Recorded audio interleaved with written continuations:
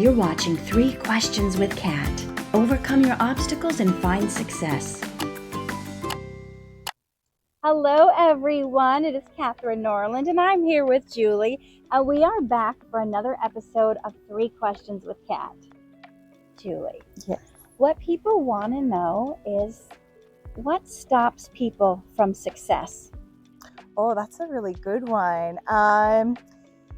Let me think. Many things. Honestly, I think people just doubt themselves too much. And I think that fear and doubt, they kind of go hand in hand. I know for me personally, I'll be like, I really want to do something. And then I just freeze up. I get paralyzed because I'm so nervous. What if it doesn't work out? What are people going to say? What are they going to think? So I think it's just fear. And then that feeds into doubt. And then we're like, oh, maybe I shouldn't do it. I'm not going to be good enough. I'm not going to be able to pull it off.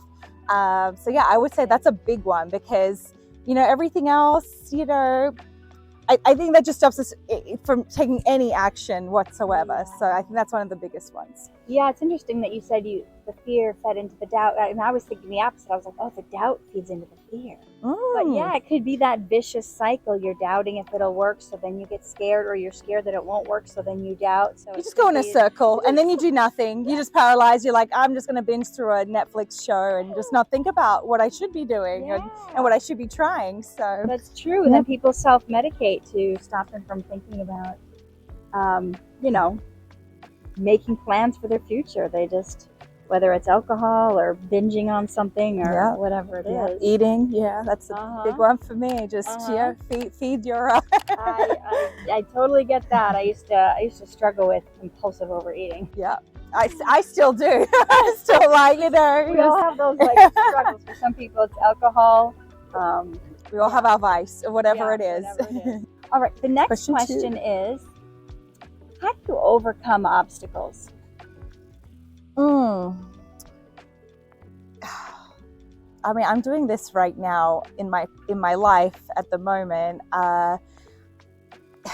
It's just, you just have to make a plan and just go for it. And I know that's not really like an action step, but for me, I've just been finding I just have to dive in. You just have to, I started a new job and I had so much anxiety around it because it's something I've never done. I don't know the people. There's so many people, so much to learn. And it was feeling really suffocating. But because there are so many things to learn and there is such a supportive network, and I just kind of got thrown in. I didn't really have time to think about being anxious. I was actually saying that to one of my coworkers. I'm like, I just don't have time to think about how anxious and nervous I am. I just have to focus on doing the work. So I guess it would be just think about, your reasons why you're doing something, what you want to get out of it, what your long-term plan is. And I think that kind of helps because it kind of motivates you in the day-to-day. Because day-to-day, sometimes you're like, why am I here? Why am I doing this? I want to give up. But when you think long-term, you're like big picture, you're just like, okay, that's going to keep me going each and every day till I get to the place I want to be. That is so good. You just unwrapped so many nuggets just in that one thing. So you're like, dive in and make a plan. Doesn't really sound like a plan, but it really is. And if you just start going for it, it's like so many times we paralyze ourselves because we want to know all the steps in advance. We want to figure out all the things, but sometimes if you just go for it, and I liked what you said about you didn't have time to be nervous because so many times we procrastinate and we're chewing on it and meditating on it and thinking about all the reasons why it isn't going to work. But if you just get thrown into something and you just start going for it, you really don't have time to think of all the negative things that could possibly happen. And so I feel like a lot of times too much time can be our worst enemy. Yes, when we just, like you say, we stew on something and then you just talk yourself out of it. Whereas when I just was thrown in, just thrown into the water without a oar or whatever, or life jacket, whatever. You just start figuring things out. And then I realized actually this week, I'm like, it's actually okay to make mistakes. It's actually okay to not know everything or see the road ahead. It's just, you just keep going. You know, when I couldn't find something, there's always someone you can ask.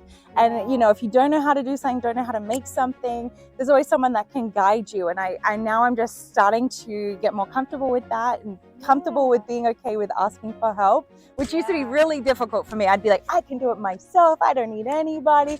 But now I'm kind of like, you know what? It's going to make my life easier if I just ask someone like, hey, how do you do this? Or where do I go for that? So that is so wise. And I think a lot of people struggle with asking for help. I don't know why. I think part of it for me, when I used to not want to ask for help, you know, I had self-worth issues. That's why I wrote the book, You Are Worthy. Came out in May. You haven't seen it. We should all read it. We should all get a copy right now. But asking for help is, sometimes we think, oh, we're not worth it. I don't want to bother them. My problems aren't that important. They got other stuff to worry about. And that's just keeping yourself so low down. And you have to know you're worthy of getting help, just like you would be if I asked you for help. You'd be happy to help me. We have to realize others really are happy to help us, and you know how when you help someone do something, it gives you joy. And if you start to think about it this way, if you don't ask someone for help and you're sitting there struggling, you're actually robbing someone of an opportunity to have joy by showcasing their talent as well. It's like some people love to show what they can do, and they are, like you said, they're happy to help more times than you think. It's not an inconvenience. Like, I think some of us that are more like people pleasers, we don't like to take up space. We think, oh, you know, I'm annoying them, I don't want to do that. Like I used to be, I wouldn't even ask for ketchup at a restaurant. My boyfriend would have to go like get it for me, because I was just like, I don't want to bother them. But at the end of the day, it's like their job to help. You know, get my ketchup to my fries. And the more they please you, the bigger you tip. So it all works. They benefit from that. So the final question is, what do you wish you would have known 5 years ago? Many, many things. But actually something that I was telling someone the other day, she's much younger than me. She's in her early 20s. I was like, you know what? I really wish that I had nurtured my relationships more. And I wish I had really just focused on network building, because as you get older, you know, I'm seeing people around me that are like, they have a great group of people around them. They have great connections that they, you know, people that they've come up with. And I just feel like I don't have that. And I wish I had just made that a priority, but I didn't realize how important it would be to me later on. And not just for like opportunities, but just having that support system. Like I see like girl groups that are always going to events and they're supporting each other's small businesses. And I'm like, that's just fantastic that they really are just a genuine support for one another. And so if I could go back, I would have taken that extra time to, you know, really nurture those relationships, build that group around me. I mean, I have some great friends, but I should have just done more of that. That is such a brilliant and wise answer. Nobody has said that. I love that. And I agree. Some of the best opportunities I've had in Hollywood have been from people that I purposefully kept in touch with. Yes, definitely. You know, I mean, look at Judd Apatow and Adam Sandler. They work together all the time, but they used to be roommates. And then when Adam Sandler got SNL, he moved to New York, but they still kept that connection, and they've worked on so many films. And so it's just like, it just shows you how, you know, over a 20-year span, how a relationship can grow and what you can make and create. And you never know where, you know, being buddies with someone, you may get a leg up and then you help them up to the level. They may get an opportunity, then you help them up to that. And it's a mutual love and respect. Like we go when we shoot each other short films, and we're doing it right now.